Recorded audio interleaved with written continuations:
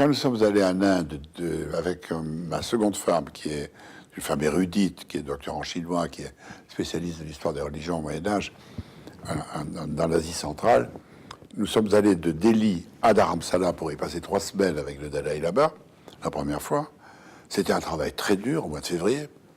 Donc il faisait froid, c'est dans le nord de l'Inde. Très très dur, quelquefois jusqu'à 2 ou 3 heures du matin avec ses assistants, etc. C'était des cassettes, les déchiffrer, les recopier, etc.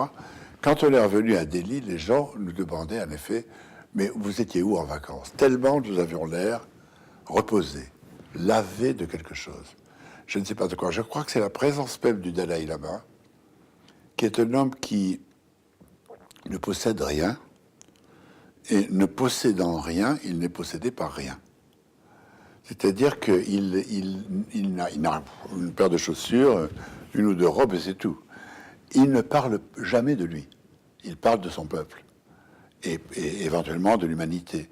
Mais à la limite, lui demander même de ses nouvelles, comment il va de sa santé, n'a aucun sens. Il dit toujours substantially, en substance. De quoi non. Et ça, c'est extrêmement reposant. Il est le seul chef d'État au monde, même s'il est en exil, à ne rien posséder, à ne rien défendre de personnel. Vous comprenez? Et je pense que c'est dans cette direction qu'il faudrait chercher le secret de ce sentiment qu'il donne, et pas seulement à nous, à beaucoup de gens qui l'ont connu, lui et son entourage, de bien-être. On est tout simplement très bien avec lui, vous voyez. On passait avec lui 3 heures tous les après-midi, assis sur le même canapé, lui assis en terre, ma femme, et 2 assistants de lui, un pour les questions politiques, un pour les questions religieuses.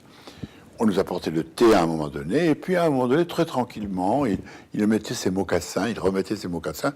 Ça voulait dire que l'entretien était presque terminé et que nous allions devoir partir jusqu'au lendemain, mais tout ça très charmant.